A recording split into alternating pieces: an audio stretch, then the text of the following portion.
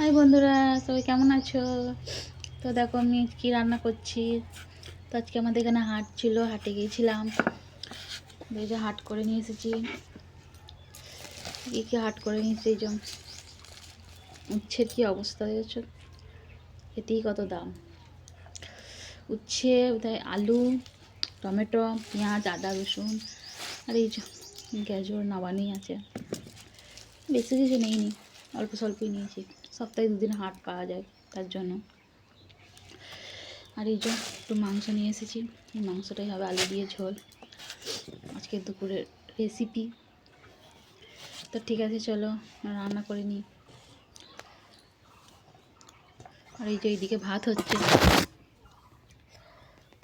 এই যে ভাত হচ্ছে। আর এই উঠোনে রান্না করি, উঠোনে মানে প্রচুর রোদ, উঠোনে রান্না করতে পারছি। উঠোনে এত রোদ, তার জন্য ওই যে ঘরে রান্না করছি, ঘরের ভেতরে এই উনুনটাতে। আর ওই যে আমার মেয়ে খেলা করছে। একটা কাঁচকলা নিয়ে এসেছি রান্না করব বলে। কাঁচকলাটা দেশলাই কাঠিগুলোকে সব কলাটাকে ভেতরে সব ঢুকিয়ে রেখে দিয়েছে, এত বদ মেয়ে। রেখে দাও, কলাটা রেখে দাও। রাখবে না তো ঠিক আছে, রান্না করে নিই, চলো পরে দেখা হচ্ছে আবার।